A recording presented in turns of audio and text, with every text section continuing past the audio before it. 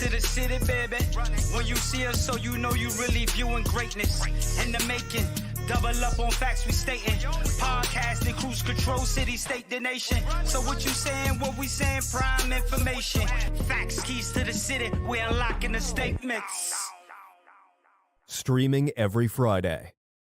And ladies and gentlemen, we are back. Clovercrest Media presents Keys to the City. We're streaming on all social media platforms, so hit that like, subscribe, share, comment, or, just keep following, keep commenting on Keys to the City, or check out clovercrestmedia.com for many more podcasts. And also, if you're trying to get involved with this type of background or this field, call in and give us a call at clovercrestmedia.com. Joseph McGuire, the president of clovercrestmedia.com. Let's get into it. We haven't been back in over a week. A lot has happened in the NBA. They came out with the top 75 list or top 10 list. ESPN, they had the rankings. Well, they did do the 75. Yeah, it's the NBA 75 anniversary this year. So they've come out with the list. They made a huge thing. The NBA All-Star Game, the weekend festivities, 3-point contest. I'm going to say one quick thing. 3-point contest, please make that the closer for the NBA All-Star festivities weekend. All-Star Game was great. As always, Team LeBron prevailing, 163-160. An unbelievable game, though. And then we're going to get into, look, we know how crazy this offseason is going to be coming into the NFL, especially with the most important position in all of sports entertainment and sports, the quarterback position.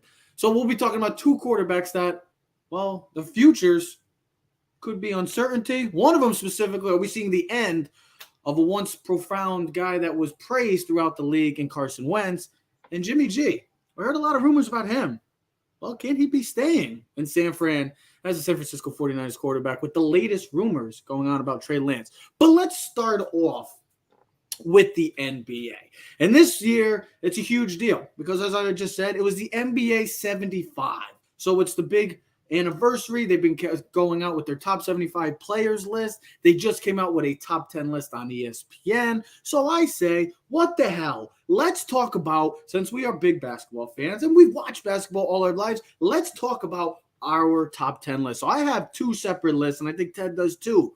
I have my top 10 players of all time, which is from the beginning of time to the current state in 2022 of the NBA.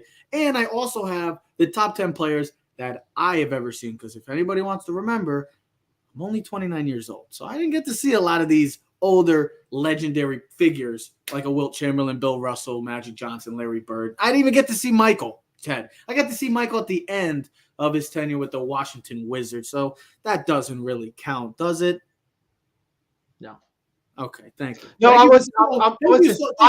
I'm looking at your top 10 list, and because I didn't put the top 10 list of what I've seen, but I'm just looking at your list.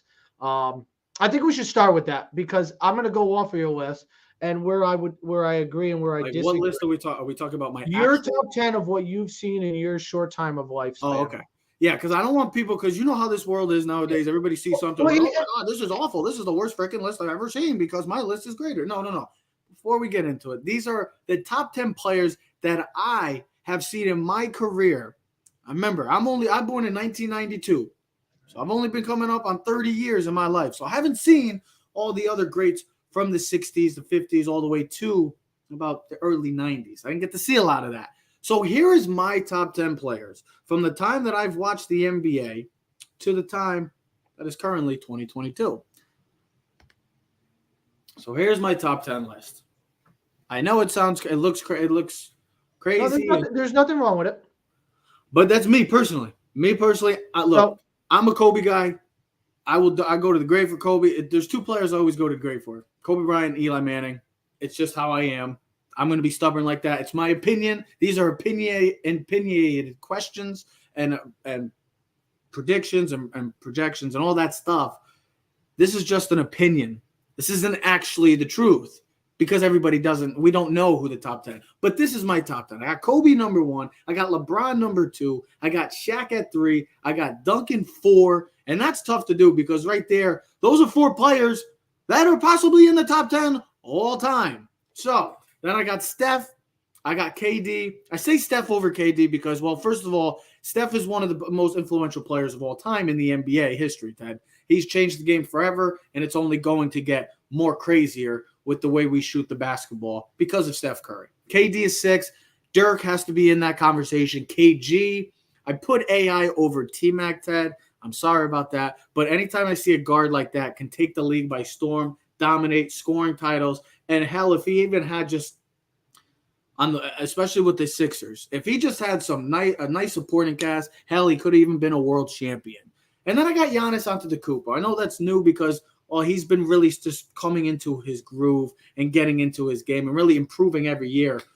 I got to go with Giannis, man. The man has just continued to improve since the beginning, since he first came into the league. And how can we forget his legendary 50-point clinching NBA world title game against the Suns last year? He's only gotten better. He's a multiple-time MVP winner. He's a defensive player of the year. Hell, he might even win it again this year in the MVP and the defensive player of the year, and he could win another title. So that's my top 10 list, Ted.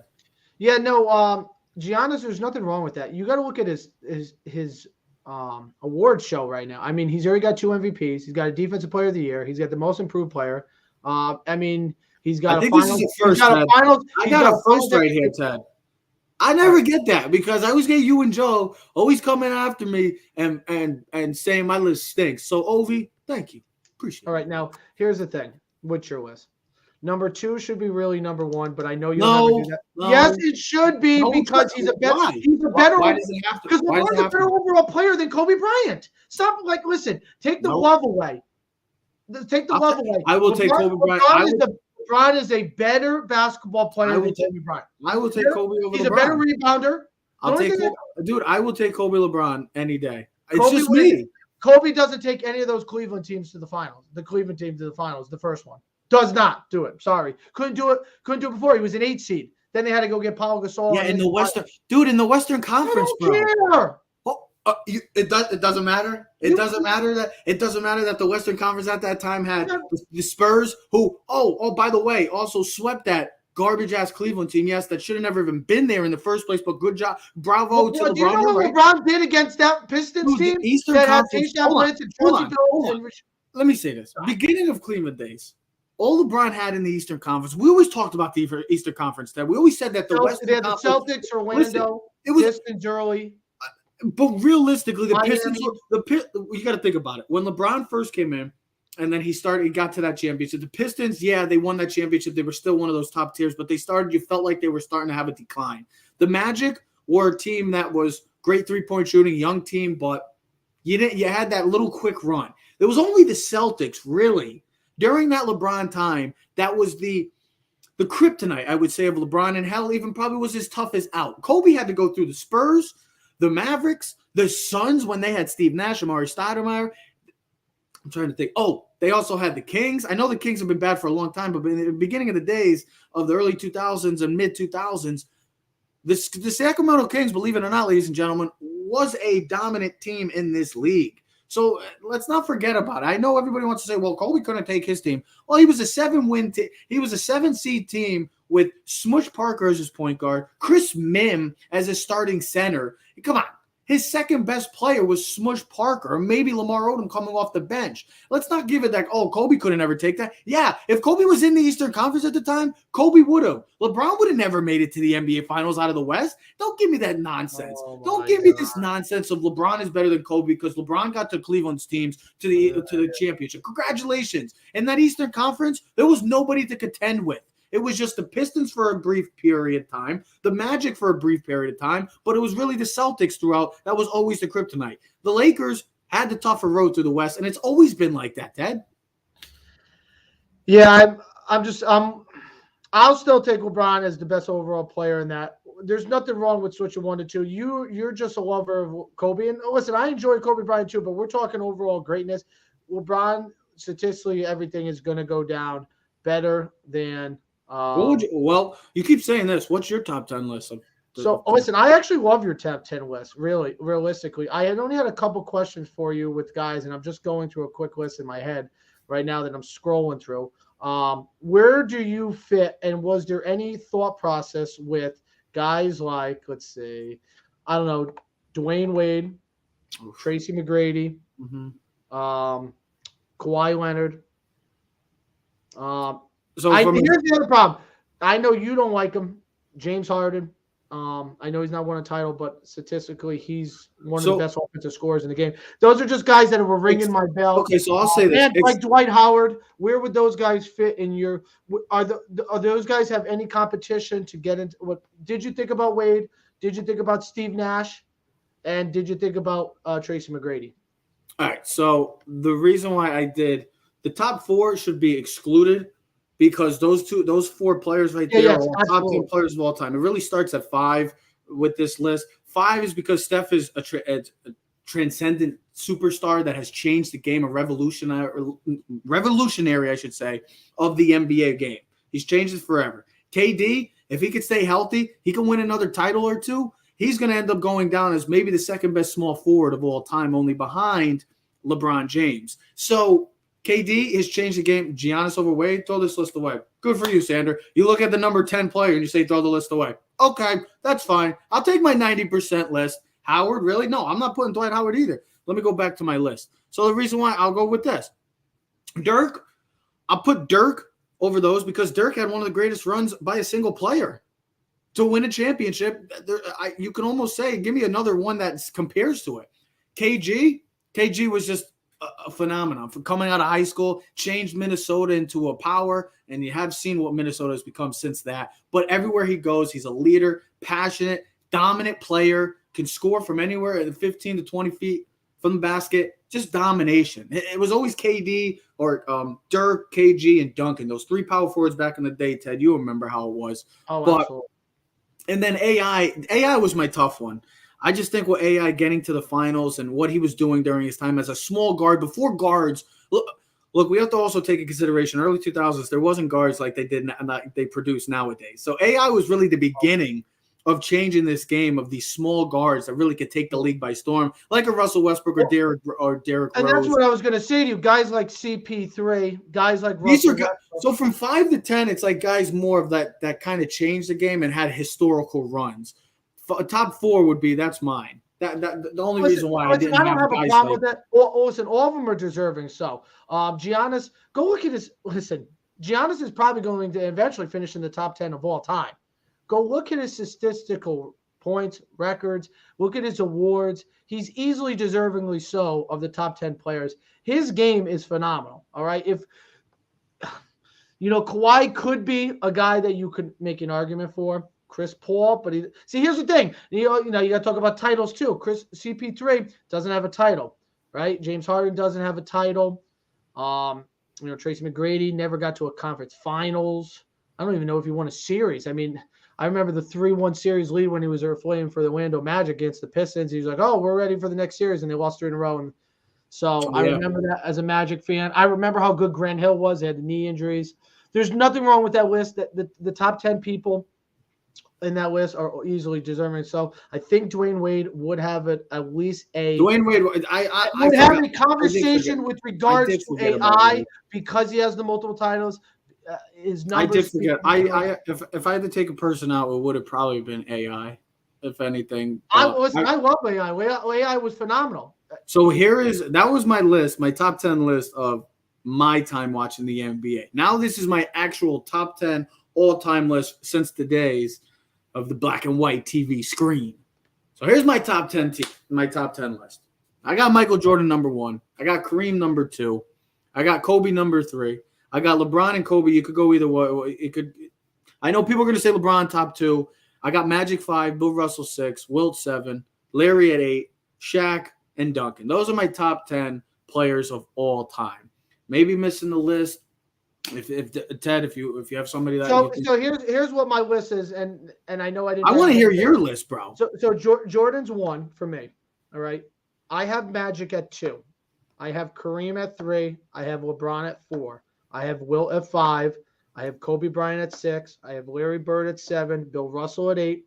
Shaq at 9, and Tim Duncan at 10. Now, with the LeBron debate, because everyone's going to jump down my throat about LeBron, and I understand. His career. Wait, where did you have him again? I have him at 4. I have Michael at 1. Magic at 2. Okay. Wow. Magic is what LeBron is now. All right. Ask the Lakers when Kareem Abdul-Jabbar was hurt against the Celtics, and Magic played center for him and had a triple-double. As a rookie. As a rookie. As a rookie. Okay? The game is different. They can play. They can foul. We don't baby. We don't complain to the refs like LeBron does. I love LeBron. I think LeBron overall is probably the most talented player that the NBA has ever had. Maybe. All right. Overall, size, skill, shooting, physicality, leadership. When you add all the things in, he should have been in a dunk contest. Should have been a dunk contest winner. All right. His three-point shooting has increasingly gotten better since his beginning year. Remember, all he was a driver. He could shoot much better. Not a great shooter, but he's a really good shooter, has improved tremendously. Go look up the numbers, all right? He's a leader. Yeah, he doesn't have all the titles. He's not 6-0 like Jordan, but he went to like 9 straight titles. I mean, there's really no one that's like ever done anything like that. His career is not over yet. He's still got 2-3 more years left. Maybe he squeezes another title out.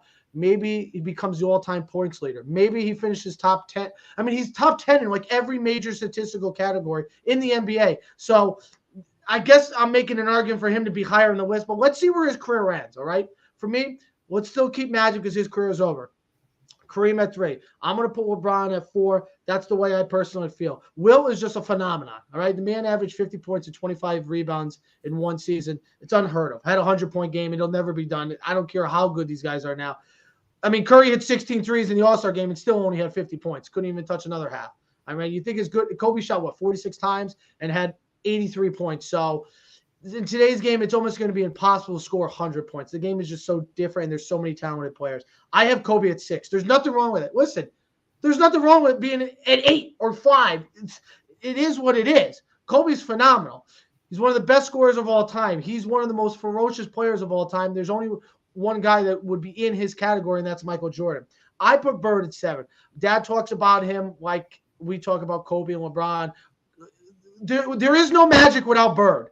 I mean, everyone will tell you that during the 80s. Bird was phenomenal. He might not have all the statistical that everyone wants, might not have the longevity, but go look at some of the game film. No look passes, tip passes. I put Bill Russell at 8. Phenomenal defensive player. Legendary awards are named after him. I mean, when you look at these players and you see what the impact this guy did, they look at Bill Russell like he's God, okay? You know, and Bill Russell's the only guy that ever seemed to be able to even hold down Wilt Chamberlain to less than 50, all right? I put Shaq ahead of Tim Duncan at 9, and then I put Duncan at 10. Listen, you want to flip-flop, whatever. I'm a little more favoritism to Shaquille O'Neal. I just think his dominance. I also think of this. If Shaq and Kobe were ever able to stick together, our list might be a lot different. These guys might have won 3, 4, 5. Well, they won 3 in a row. They might have won 5, 6 in a row. You know, what helped Duncan was his team unity, the coach, Popovich, that whole thing. I mean, if Shaq and Kobe stay together, who knows how many win. And Tim Duncan doesn't get 5, 6 championships. So, listen, we're talking about 9 and 10. We're talking about 8 and 9. Like, listen, you want to put Shaq at 6? You want to put LeBron at 2? That's fine. Listen, you also got to take into consideration 3 of these top 10 players are number 1 picks. Shaq, Duncan, LeBron. Being the number 1 pick in any sports league, it comes with pressure. It comes with a burden. You have to be the guy. You were the number 1 pick out of your specific draft because they felt that team felt that you were the best player, you were the best building block for the future, and you all delivered. Like LeBron, I mean, the pressure that he dealt with coming into the league, high school, he's the king. Here we go, proclamation of the king. Here we go. The throne was already his.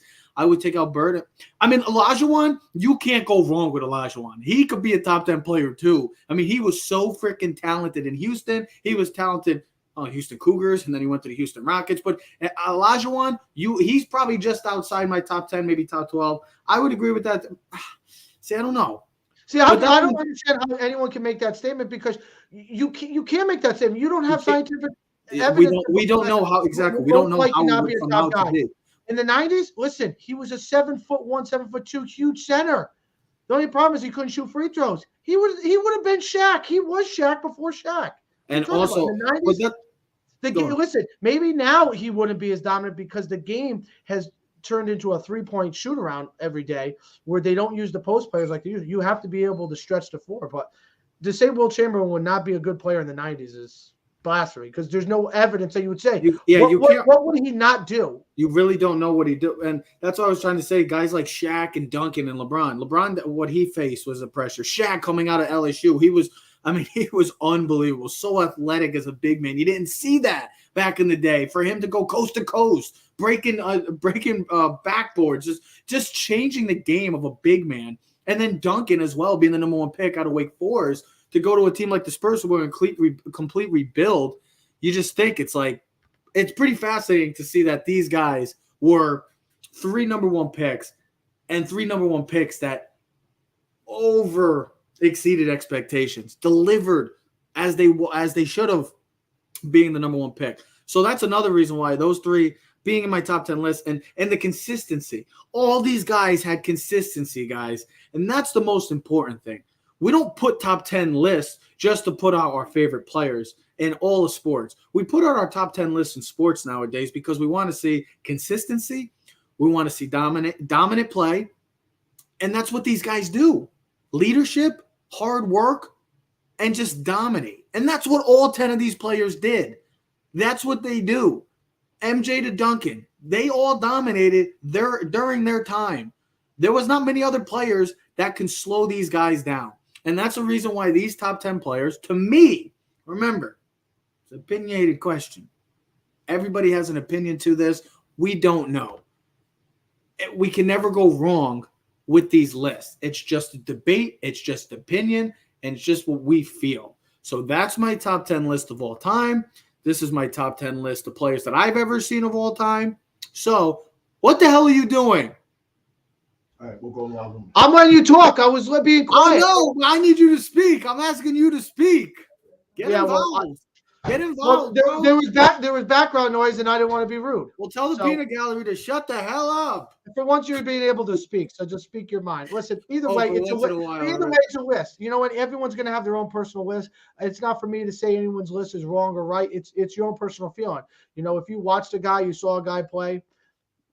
I agree with this. I believe the hype. He was huge hype, but social media. Yeah, here's the thing. You want to know why Michael Jordan's number 1? Go just watch Michael Jordan's introduction on All-Star Day in Cleveland. The guy who destroyed Cleveland, who had so many game-winning killers against them, he got the biggest ovation in Cleveland. It was Michael Jordan, a guy who's been retired since 1990. He had a bigger response than LeBron James in his hometown. He had a bigger response than everyone. But comparing to LeBron in the sense of it's Cleveland, it's LeBron, he's returned. Everybody loves LeBron in Cleveland. Michael Jordan. But when you see Jordan's presence, it's just a different presence. You're just Jordan. You're literally saying, "Holy bleep, Michael Jordan is here." Because Michael Jordan don't attend a lot of events. When Michael Jordan's there, it's a big freaking deal. Yeah. Listen, either way, there's a list. The 75 list is going to change in 2046 when they have the top 100 list. You're going to speak a lot. Kevin Durant might be in the top 10 or 15. Curry might be. I mean, it's going to happen. Face the facts. ESPN had Curry and Durant in the top 15. Oh my God. What's a king to a god? God can strike down the king. What's a king to a god? Basically what MJ is to LeBron. MJ strikes the lightning down on LeBron, and LeBron goes nappy time. Anyways, I was just talking about consistency and why these players are in top 10 lists and why they are so respected and throughout the world as the greatest to ever step foot on the hardwood floor. Well, there's a guy that we all thought had the makings of a potential superstar quarterback in this league. Really jumped out from the start. I shouldn't say jumped out from the start, but started his rookie season, had some bumps in the road. But then his second season really took that next step to where we thought he was going to be an elite quarterback. And the rest is history. He tore his ACL. The Eagles win the Super Bowl. And if you don't know who I'm talking about by now, we're talking about Carson Wentz, because this is a guy that is still young, still has the potential to be a very, very good quarterback in this league. Maybe not elite anymore, but he has the tools. He has the makings to succeed in this league. Well, are we looking at the beginning of the end for Carson Wentz already? Because we got to think about it this time last year. The Indianapolis Colts just came off of a playoff appearance against the Buffalo Bills. They got eliminated. They felt like they were a quarterback away. So what do? They go look for another guy. They go look for Carson Wentz, a guy that needed a change of scenery. And we all like to say change of scenery is sometimes the best medicine for success. Well, I guess that wasn't the truth for Carson Wentz. I mean, his stats, don't get me wrong this year, 27 touchdowns, 7 picks, they look great. But we all came down to it coming into the season saying this was a team that just got into the playoffs. This was a team that felt they were a quarterback away from being a champion of the NFL. Like the Rams, what they did, they went all in and got Matthew Stafford because they felt like they were a quarterback away from winning a Super Bowl. Well, looks like that was true. The Indianapolis Colts, looks like that was false, Ted. Is this the beginning of the end? For a quarterback that you liked a lot a couple of years ago, I don't know if you're still on board with the Wentz train, but is this the beginning of the end for Carson Wentz? Here's the thing. You got to look at the bigger picture. Okay, did he play well down the stretch? Absolutely not. I mean, part of their failure against Jacksonville is his fault. He just didn't play well. I mean, here's the thing. Quarterbacks get the wins when they shouldn't get the recognition, and they get the recognition when they shouldn't get the recognition on a loss. What I'm saying is, if you look at statistically how he did this year, he didn't actually play bad. No, he didn't. Only had 3,500 yards, which you would like to see that closer to 4,000. But with the running attack he had. I'm comparing him to the other years. He had 27 touchdowns and 7 picks, so it's not like he turned the ball over. All right. I mean, here's what I would say. I'd like to see the Colts get a number 1 receiver.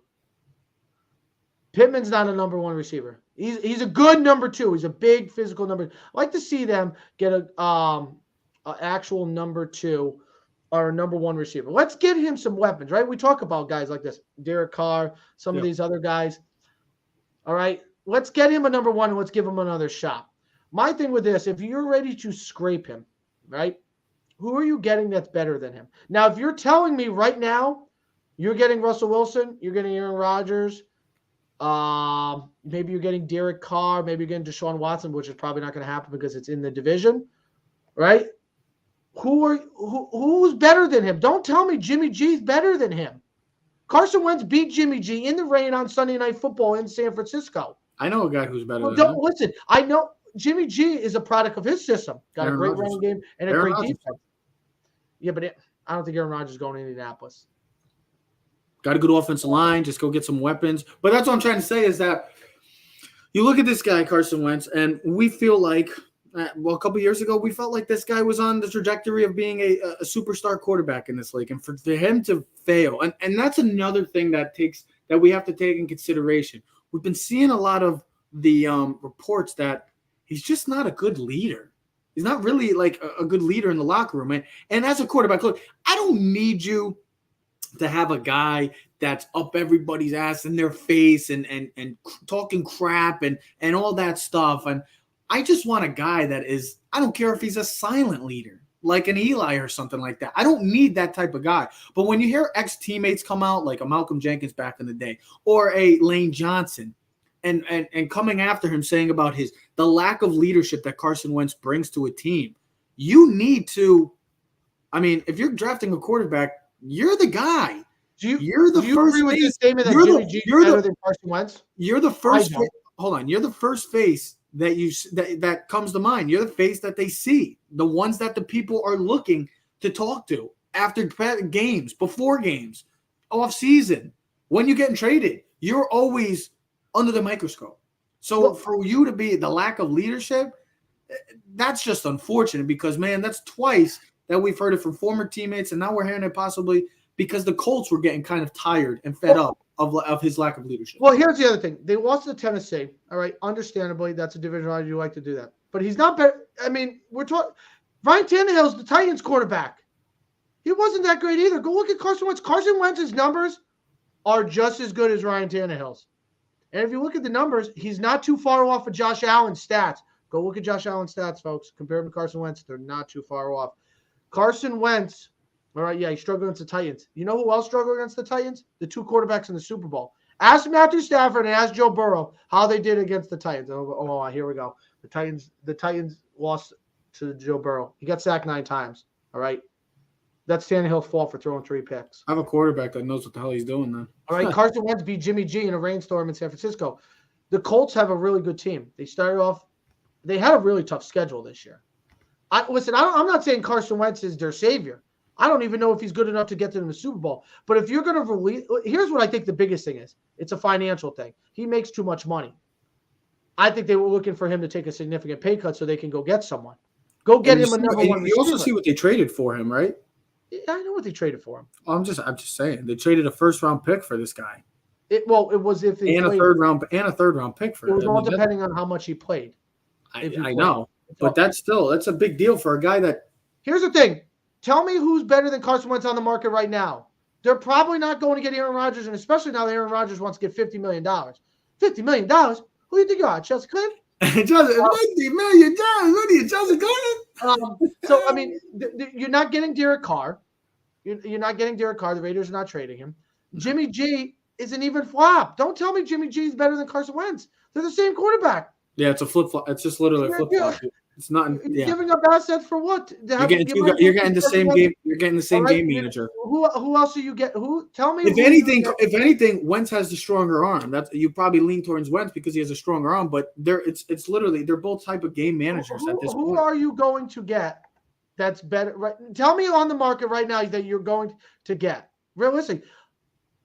Who are you betting? Who are you getting? Well, take away the quarterbacks that could be possibly getting traded: Russell Wilson, Deshaun Watson, Aaron Rodgers. I don't think the top quarterback on the market right now, free agent wise, is Teddy Bridgewater. No, it's Jimmy G. Well, Jimmy G's not released. He'll get traded. It's Teddy Bridgewater, Ted.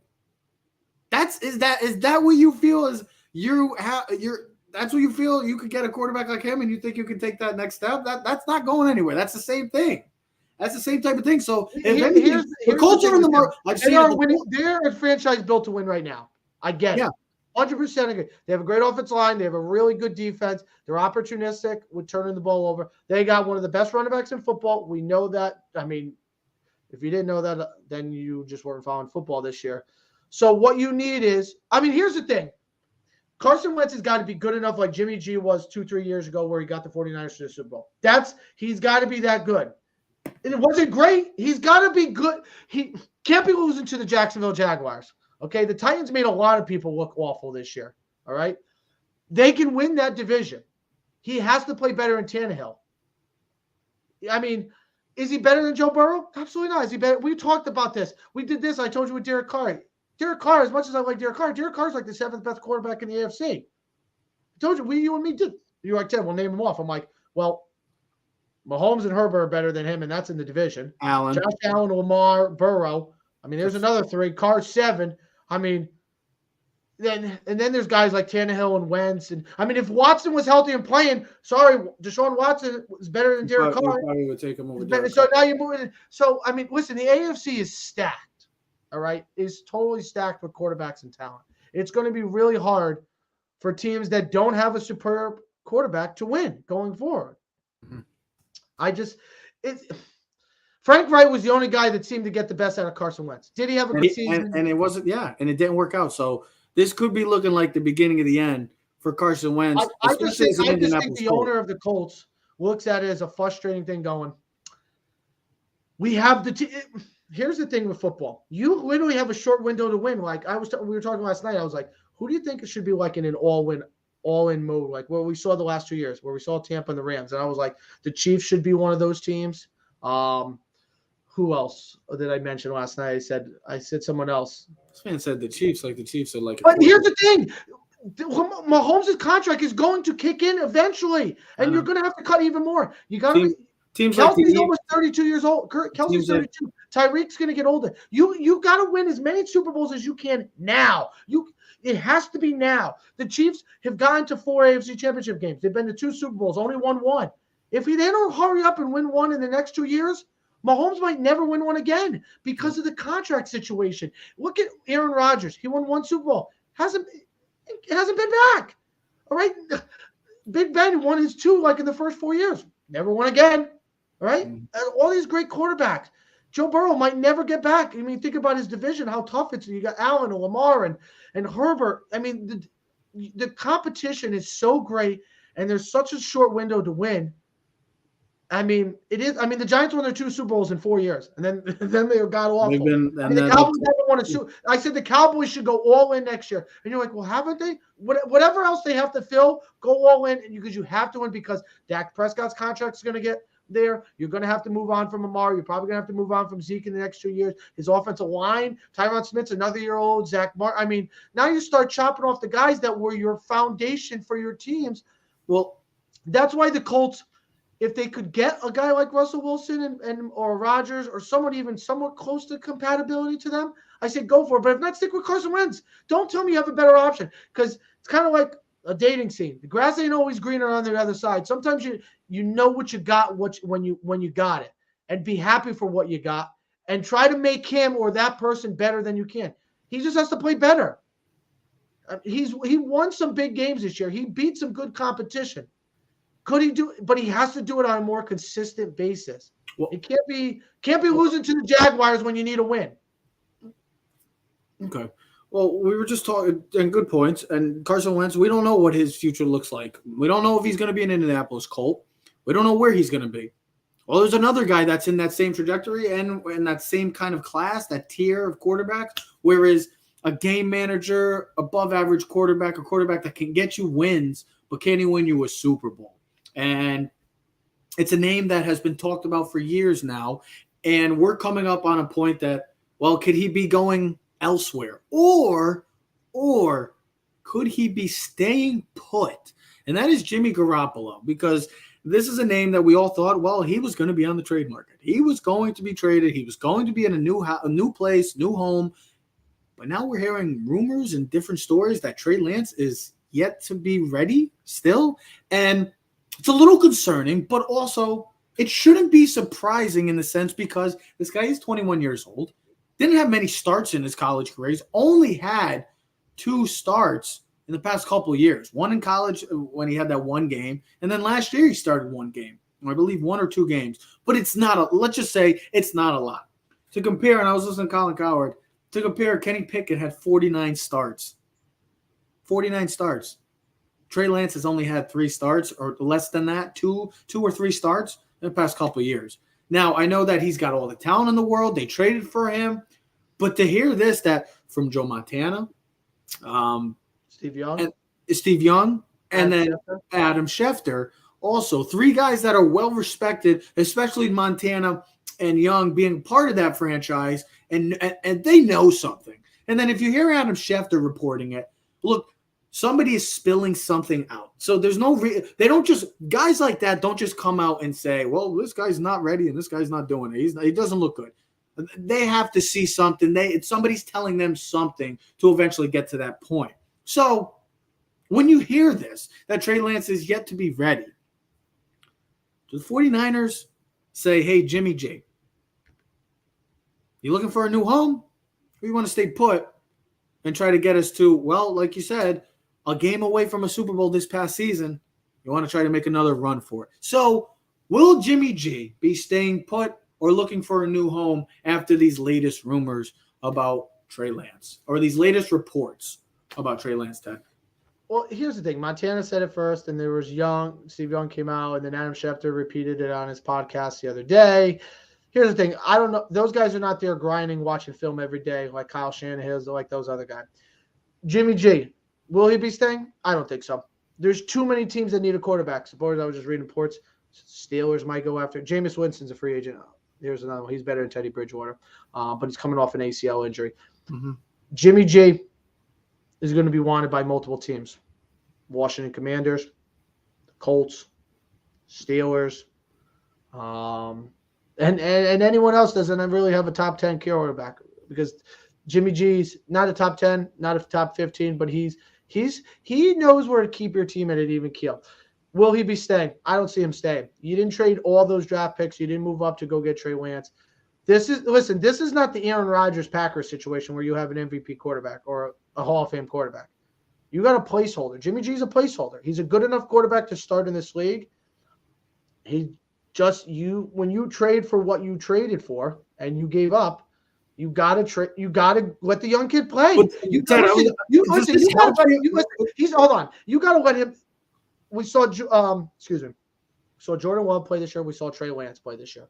Trey Lance looked a lot better than Jordan Love this season. So let's see what Trey Lance is all about. Let him play with the team. I think overall talent-wise, we know he's more talented than Jimmy G. He's got better skill. He's bigger. He's faster. He's stronger. He's got a better arm. All right, mentality-wise and mental capacity to be able to process things is probably not at the level where Jimmy G is. But, I mean, Jimmy G also sat behind Tom Brady for 3.5, 4 years before he even played 4 games. So with that being said, I think Jimmy G's got to move off. The 49ers have to take this opportunity to get some trade value back. They need pieces and players back. They would like to help their secondary. So if they can trade Jimmy G for maybe a 4th round and a secondary guy, that's going to be something beneficial. Here's the other thing. The 49ers, they're kind of in a win mode now. Bosa hasn't really been paid yet. Nope. They still have Debo hasn't been paid. Debo, Bosa, I think Armstead has been paid. Warner just got paid last year. Warner got paid. They need help in the secondary.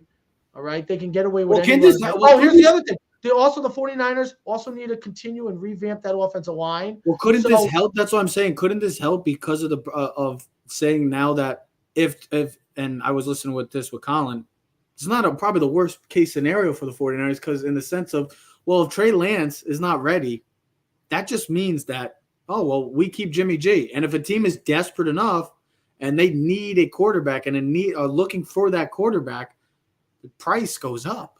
The asking price, now that it's a 3rd round, maybe it was a 3rd round pick last year, becomes a 2nd round pick. Or hell, if a team is that desperate enough that maybe has multiple draft picks, or if they can go trade a 1st round pick for Jimmy. I'm not saying Jimmy G's worth the 1st round pick. No. Look at what Tannehill and Carson Wentz got. Now that these reports are coming out about Trey Lance, this just seems like this could be a huge win for the 49ers because, look, you can't go wrong. If Trey Lance ends up going ballistic in the offseason and becomes, oh, my God, he's ready to go. Okay, then they trade Jimmy D. But if he's still not ready and the team is looking, that desperate team that's looking for a quarterback, that price range, the asking price of Jimmy G just goes up now. And you're like, okay, we get back some draft capital that we lost last year for the Trey Lance trade. Here's the thing. I don't think the 49ers need draft capital. They need players that can be – because we've talked about this with other topics. We don't need rookies, bro. We need players that we know what we can get. So you're going to trade for Jimmy G? I want a player that's going to be able to make an impact now. I don't need a rookie guy. Here's the other thing. Jimmy G is only going to get paid $27 million this year. Trey Lance is on the book for $7 million. So when you look at that quarterback room, it's only $34 million. That is actually not that bad considering when you look at the value of quarterbacks in this league. All right. Financially, that's not a bad thing for the 49ers. So it doesn't affect them. It's not like, oh my God, we're paying 2 quarterbacks almost $40 million. No, we're not. But I think the 49ers should eventually move on from Jimmy G. All right. Now, I do get your point with the draft capital. If they wait longer, here's the thing. You're not going to get draft capital. You'll miss out on the draft. You'd have to get it somewhere. You'll get in the offseason or maybe training camp where a team's desperate. Maybe a quarterback gets hurt. But I would say this. Go look back at the Carson Wentz trade. Go look at what the Titans gave Miami for Ryan Tannehill. That's the type of value that the 49ers are probably more likely going to get. 2nd and a 4th, a 2nd and a 5th, maybe a 2nd and a player, maybe a 4th and a player. If I'm the 49ers, I'm saying give me like a 3rd or 4th round and a 2nd and one of your number 2 cornerbacks.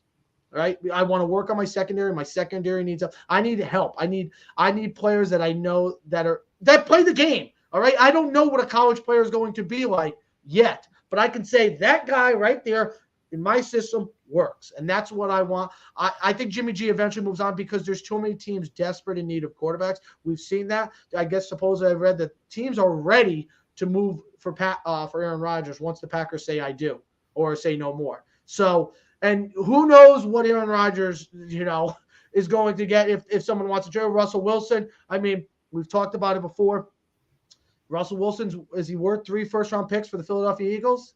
Is he worth 2 first-round picks for Jalen Hurts?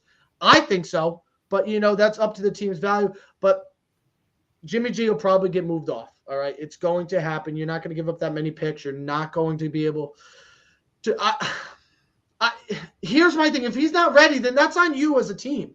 That's on you not being able to prepare your quarterback for the big time. I mean, you had a year for him. He played in a game. So he's got a full offseason.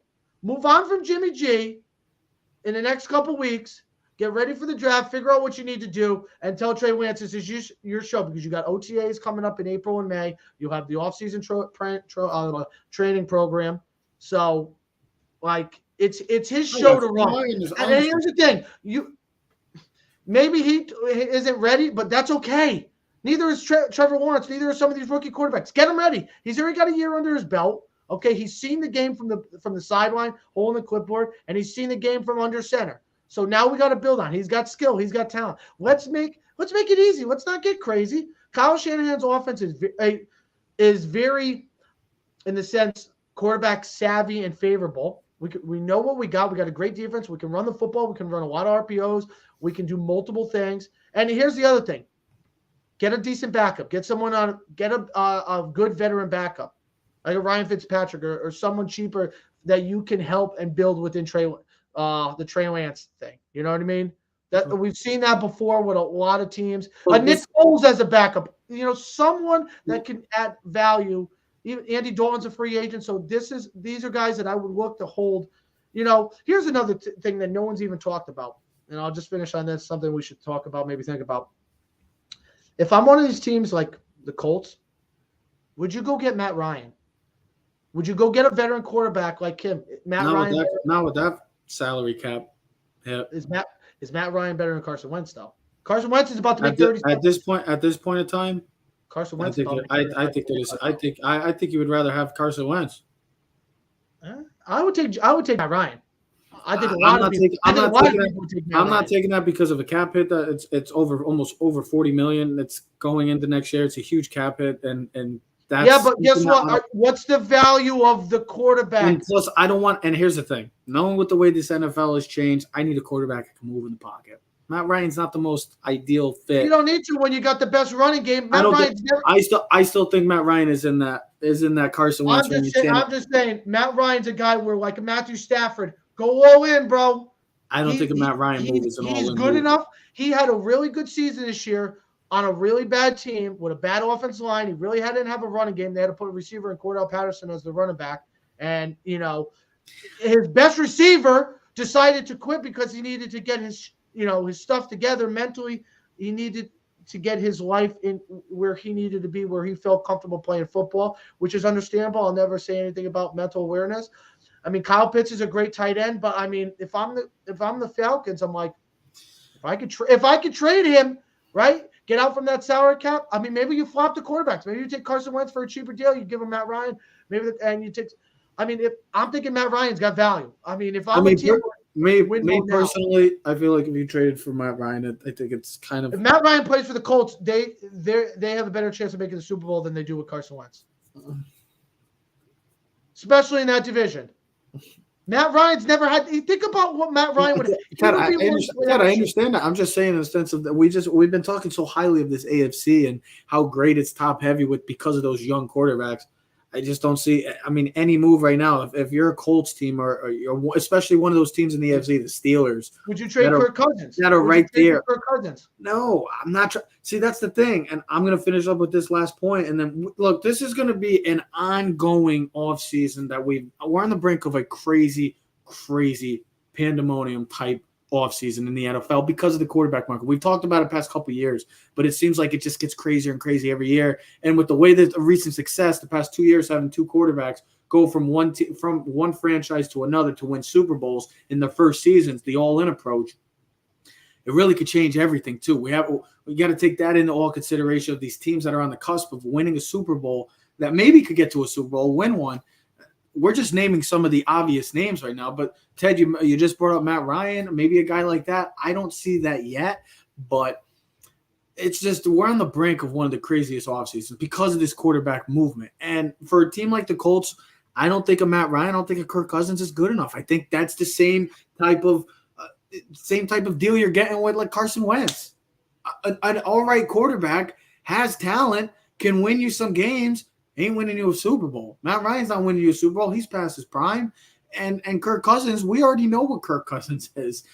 We know that he's a guy that gets paid big bucks, that has great fantasy stats. And at the end of the day, 59-2 as a career starter. And at the end of the who? Kirk Cousins, bro. 59-2? 59-59-2 with Oh, two I thought you ties. said 59-2. I was like, wait, what do you mean? I didn't know it was 59-2. What do you think he won the last 7 Super Bowls? You said 59-2. I said 59-59. I didn't hear you say it, but that's what I'm trying to say is that he's Open up your ears.